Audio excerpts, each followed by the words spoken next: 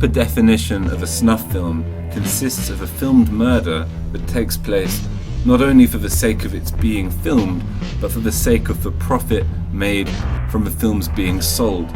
Snuff equals murder, a spectacle made for gain.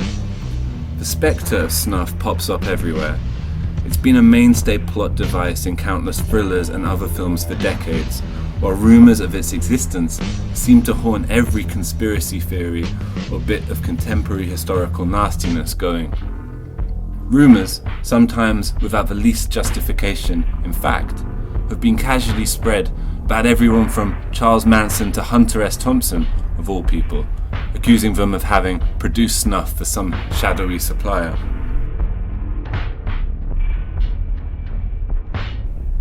Snuff captures the imagination. Snuff emerged from the imagination for many reasons. On one level, it is a figure of human cynicism. When it comes to getting what we want, particularly money, everyone's had a chance to witness and perhaps be shocked by their capacity for cynicism. We go to war to get our hands on wealth and resources. We exploit the poor, we despoil the environment, we eat meat, we watch pornography. The snuff myth, then, takes our cynicism, condenses it, multiplies it. It posits an entire film crew, all of whom must consider killing someone for simple, disinterested material gain to be completely acceptable. Then it posits an audience capable of considering a death to be well worth their distraction, entertainment, arousal. One thing it's difficult to imagine when thinking of this hypothetical film crew or audience is hypocrisy. It's difficult to picture the snuff filmmaker dressing the thing up in some fancy pretext, and it's difficult to imagine an audience pretending they were watching out of moral outrage or concern. On one level, then, snuff is a reflection of our own darker selves.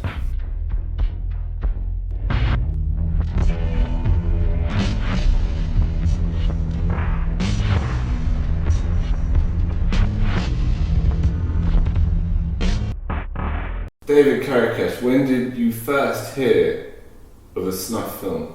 The legend of Snuff, the myth of Snuff. You know what, I don't even remember. It was just always in my kind of peripheral kind of consciousness. Describe the allure that the concept had on your imaginations. What do you think it was that brought you that way? Well, both of us liked, I'd probably say, foremost horror films, but also kind of odd films, bizarre films.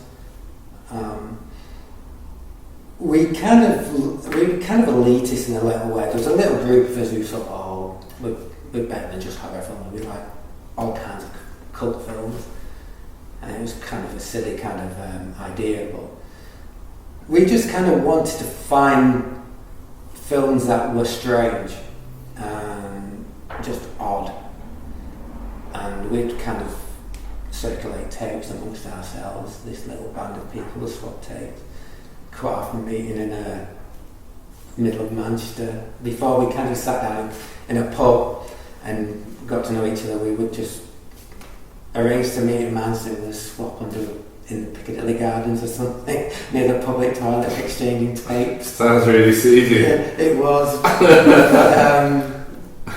But we do this. We did it for several months. And so we said, look, this is silly. Do you want to go to the pub? Me and Dave said, look, let's just go to the pub. So sat down in the pub and that was it. We no longer met in the public toilets. Appropriately, the concept of snuff was born out of a spirit of cynicism. When film producer Alan Shackleton found himself within an especially bad film and decided on one of the most ingenious and shocking marketing campaigns in the history of cinema. The original film was called Slaughter. It was about a bunch of murderous hippies, and at the ostensible end of that film, someone yells cut, the camera pulls back, and we see the director approach the lead actress, while the set steadily empties. First they flirt, then they start to make out. Then, when the actress notices a camera is still running and begins to object, the director brutally murders her on screen.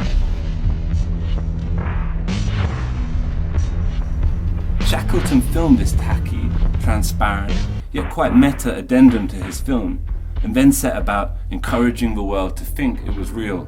He was counting on galvanizing the 70s anti-pornography lobby, that unique amalgam of second-wave feminists and fundamentalist Christians, and he would spend months ballyhooing, going so far as to drive protesters to various cinemas himself, drumming up controversy and intrigue, while the FBI, not best pleased that people could think a murder could be committed, filmed and released in cinemas nationwide, ran their own contrary PR campaign.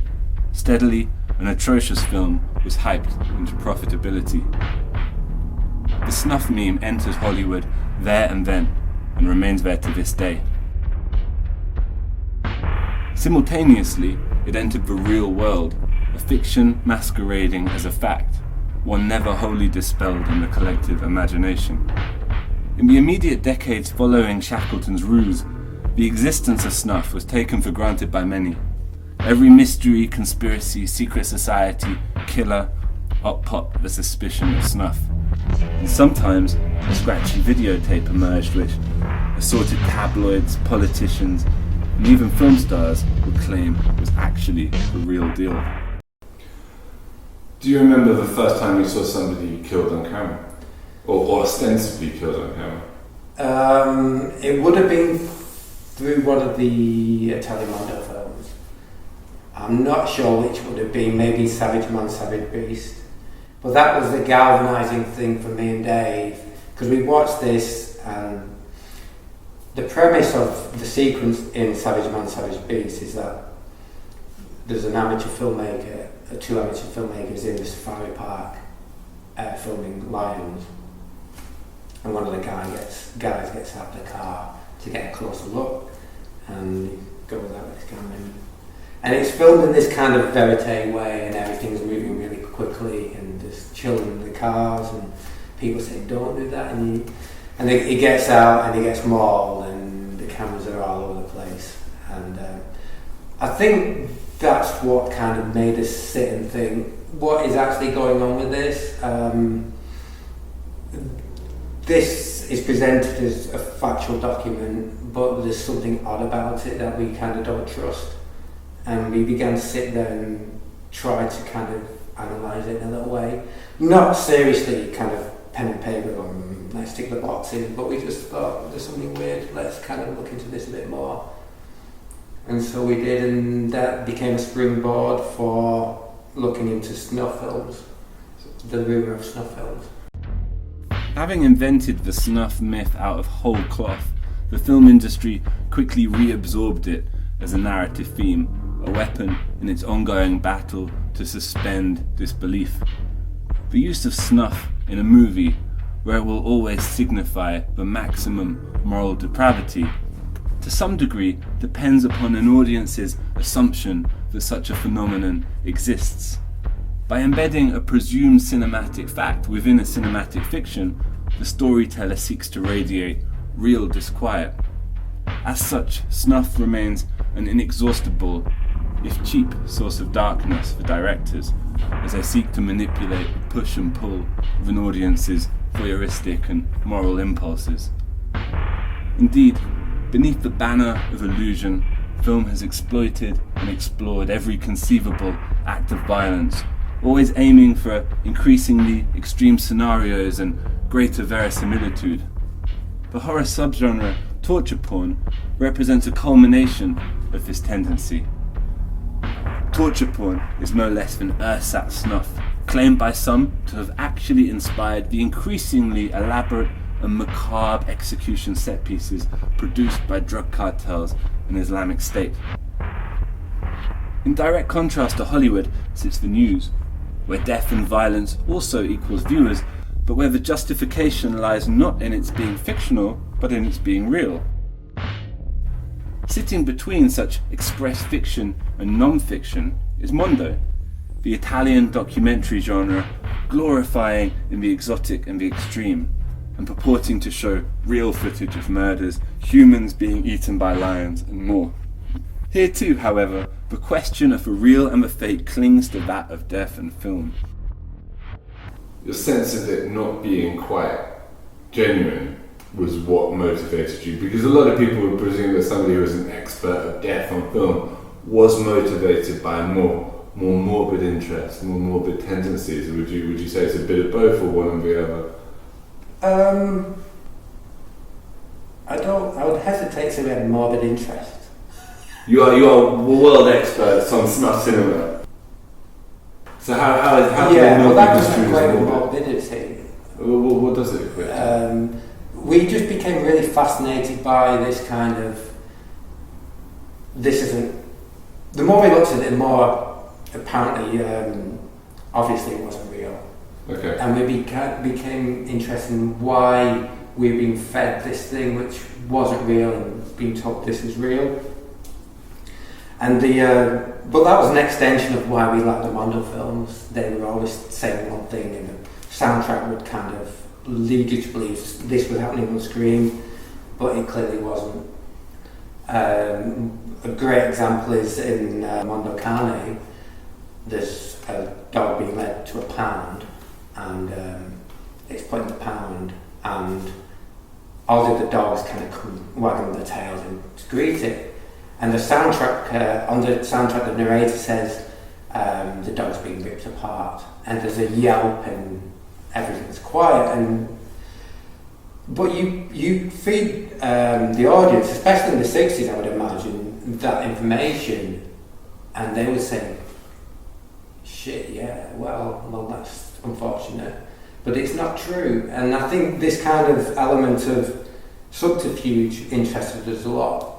And I think the kind of apex and the pinnacle of the subterfuge was the idea of a snuff film. Far less coy and more prophetic of the coming internet, were the spates of video compilations that collected the footage of accidents, violence and death, usually incidentally acquired. Video compilation series such as Faces of Death sought to gratify more morbid viewers' predilections without hypocrisy and without art. Partly because of this, they remained definitive pariahs, staunchly exiled from the world of culture, and left the adolescent boys and some others to pass hand to hand. So talk to me a bit about where it's gone since you left the first edition, and also what the research process was like on a practical level, and maybe even on an emotional, visceral level for you and David Slater. Well, the research process was really easy. When it comes to kind of horrible footage, Dave would say, you need to look at this, it's horrible. And I would look at it after contemplating clicking on the link for like 2 weeks. Give us a sense. I mean, most people, I would guess, avoid something where if someone says, this is really horrible, we might feel some pull towards it. But most people, I suspect, are more likely to steer clear of the worst stuff. So what is it that we're steering clear from that as part of your research process? You're eventually pressing play, however long it took you to get around to it. Yeah, well, by this point, I think we just thought they're fucked anyway. Let's just press the button. That's a pat answer. But there was an element of that. We need to do this. We need to finish this book. Historians, as it were, you know. Yeah. Do you think that license the because we all feel that. As much as we avoid stuff like that, everybody, I suspect, feels tempted to watch it. And a lot of people, of course, do. But even everybody who's like, no way, a little bit of their mouse finger will be twitching over it. And I suppose you guys have, you have this responsibility towards your book and towards your research to watch it all. What does that do to you? To just watch murder after murder after murder? Because that's essentially what's out there now, right? I think the most precise kind of summation of that question would be in the very first edition of the book, where I say in the introduction, it kind of takes part of your soul. I think it does. I think just going through this, and it's not something you sit there and think, today I'm going to look at all this stuff. I think it's just compelled to do it. I don't know. Do you think you'd been compelled to do it regardless of whether you were writing it, the revised book? You think that's in you to see what's there? Yeah, I just want to see what's there. Full stop. Yeah. It's like anybody who's... I think you kind of die an empty man if you don't kind of seek out something you kind of not sure about. Has it been a way for you to confront the question of death in general and mortality, do you think? And if so, what have you brought? What thoughts has it brought out of you on the topic? What perspectives? You must have watched a lot of people die, albeit on screens. Well, I don't want to die by fire.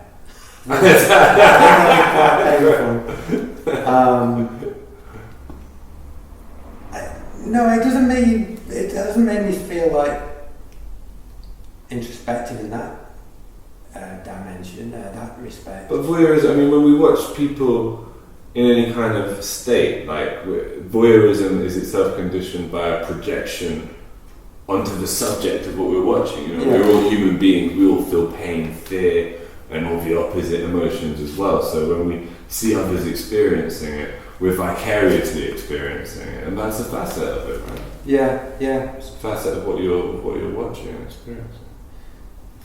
Perversely, I kind of avoid watching animals being tortured. No, that's not perverse. I don't either. I never thought that was particularly. You mean compared to watching some guy being tortured? I think I've asked you before, actually, in conversation, what was the worst thing you've ever seen, and on a screen, right? Yeah. And it was an animal suffering. It was an animal suffering. Well, your English, we are very sentimental about animals. Yeah. Not so bothered about people, perhaps. Well, that's the thing. Maybe you don't see so many people human beings being tortured. That doesn't happen. Well, it hasn't happened until very recently. You know, there's a quick kill involved. The ISIS thing. Yeah. But it's not. But now they're getting more elaborate, right? Yeah. What do you think is causing that elaboration? It was interesting because one of the papers, maybe The Independent, I can't remember, said bold front page headline, we're not going to kind of promote this anymore, we're not going to write about it. And I just thought, is it taking you this long to figure it out? Yeah, we are. We having directly been the cause of its elaboration, the mass media, right? Because it doesn't care, it doesn't care if they just kept on chopping heads off, it would stop making the news, right? Yeah, which is a balance of all terrorism. It's also dependent upon.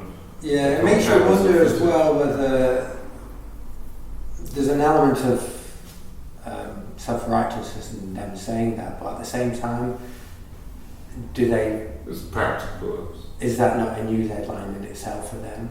In 2014, the Ice Bucket Challenge went viral.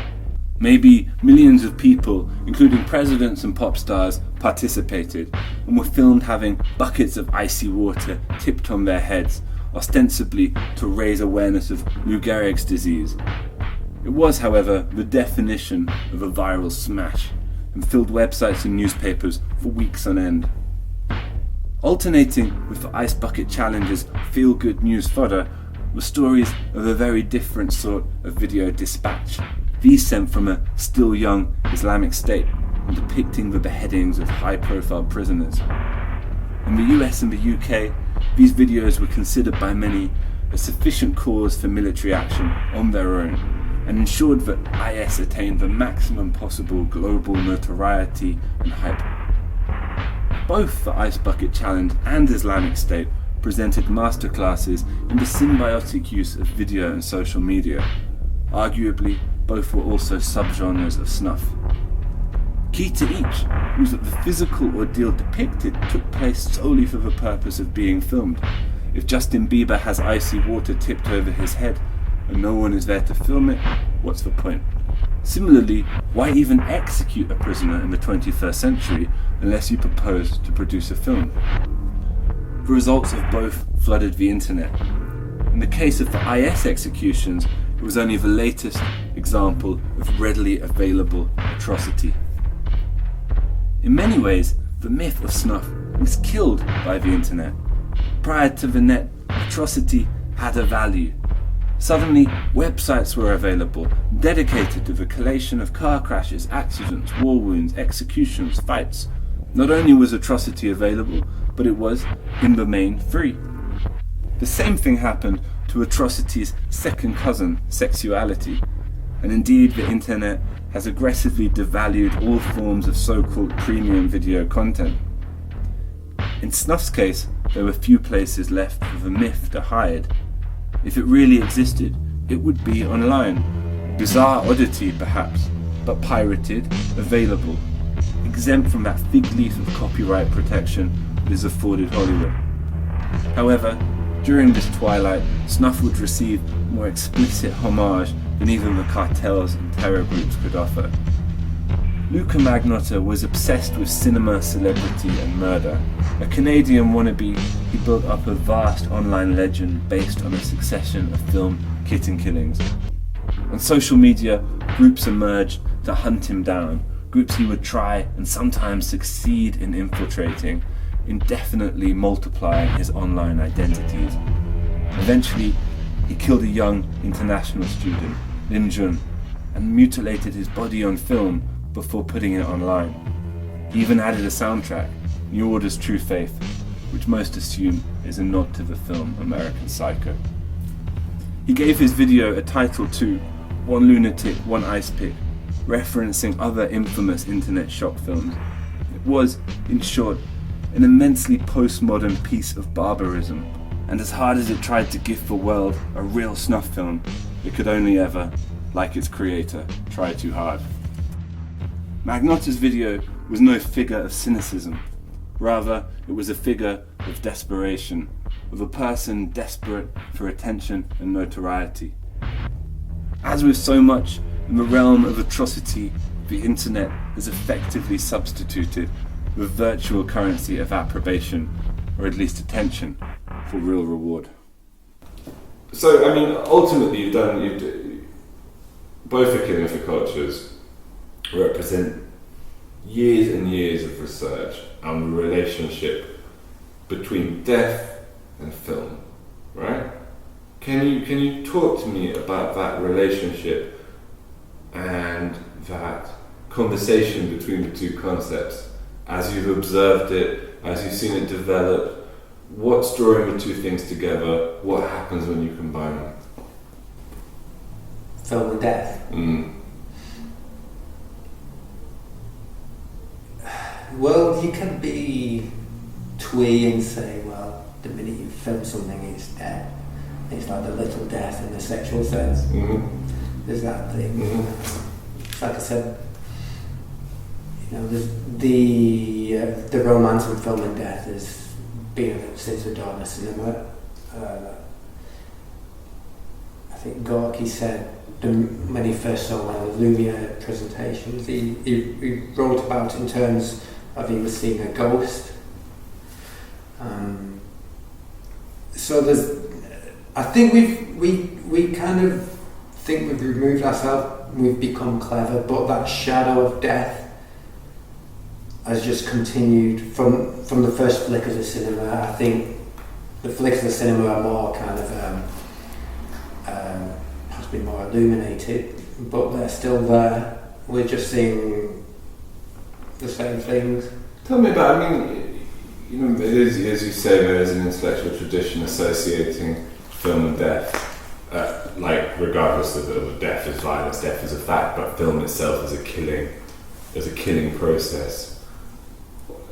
I've never been able to completely put my finger on what is meant by that. I mean, have a go at it yourself. Explain to me why to film something is to kill it. Why film is a kind of ghost. I don't know. The film itself is just. It's a form of magic. There's a black magic to It is a film. form of magic. We all feel that somehow, right? Yeah. And yet we can't say why. Maybe. It's a ghost. It is a spiritual thing. It's a magical thing.